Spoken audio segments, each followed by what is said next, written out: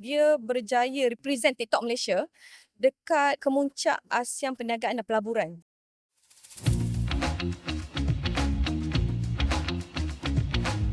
Sebenarnya banyaklah success story daripada skim micro ni, Okay, micro salah Madani. satunya yang saya nak cerita, yang menariknya hari ni kalau Zarif pakai bunga di dada, saya pakai butterfly ni dan juga cincin ni. Ini adalah daripada satu micro customer kita, Imilhan Trading di Sabah. Dia pengeluar pearl lah.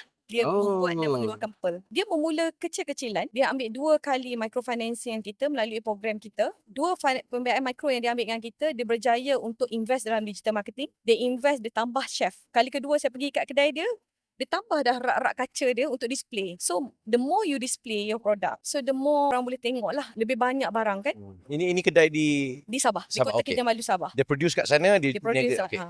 Dan dia juga one of the success micro customer kita di TikTok Malaysia. One of the orang kata the success kat TikTok Malaysia, I think last year 2024, dia berjaya represent TikTok Malaysia dekat kemuncak ASEAN Perniagaan dan Pelaburan. Wow, Okay. it's amazing. Sebab kita biasa dengar peniaga TikTok ni kan. So I think it's important to note yang peniaga TikTok juga boleh cari jalan untuk mendapatkan pembiayaan micro Madani ni lah.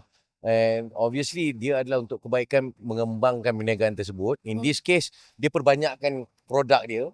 Banyak ke produk dia, dia beli pearl yang lebih berkualiti, dia buat chef baru. So, dia invest atas digital marketing. We know that today kalau kata, tadi saya dengar kadang bila content creator bercakap dengan influencer, in terms of you punya penetration rate kan. So, dia pun belajar in terms of penetration rate dekat TikTok and he success lah.